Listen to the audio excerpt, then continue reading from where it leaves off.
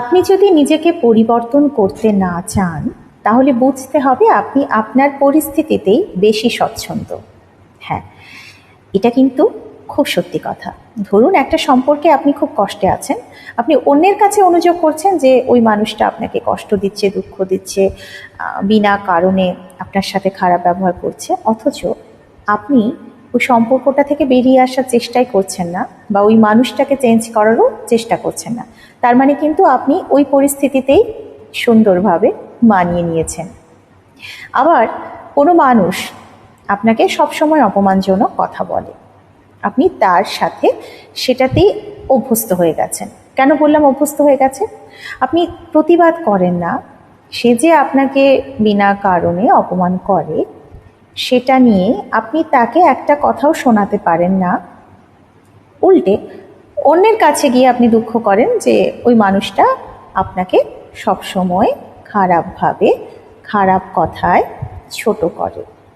এটার মানেও কিন্তু আপনি তার অপমানটাতেই অভ্যস্ত হয়ে গেছেন। আপনি নিজেই চান না পরিবর্তন হতে।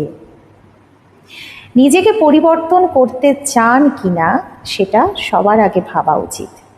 আপনি যদি পরিবর্তনই হতে না চান তাহলে আপনি আপনার সিচুয়েশনটাতেই নিজেকে কমফোর্টেবল মনে করছেন। অনেকেই আছে অন্যের সফলতা দেখে নিজের ভাগ্যকে দোষ দেয়। সবাই তো সোনার চামচ নিয়ে জন্মগ্রহণ করেন না, তাতে কি হয়েছে? নিজেকে নিজের সফলতার পথ মসৃণ করার চেষ্টা করতে হবে। কেউ বড় চাকরি করছে বলে বসে বসে ভাবছি ওর কপালটা কত ভালো, ও জীবনে কত কিছু করে ফেললো, কত উন্নতি করলো, সেটা বসে বসে না ভেবে একটা কম্পিউটার কোর্স, একটা বিউটিশিয়ানের কোর্স, কি স্পোকেন ইংলিশের কোর্স, যেটা প্রয়োজন বলে মনে হবে সেই পথে এগোতে থাকলে বুঝতে হবে আপনি নিজেকে পরিবর্তন করতে চাইছেন। আর পরিবর্তন যদি আপনি করতে চান তাহলে আপনার জীবনে সফলতা আসবেই আসবে। আর আপনি যদি পরিবর্তন হতেই না চান, আবারও বলছি, আপনি আপনার পরিস্থিতিতে নিজেই থাকতে চান।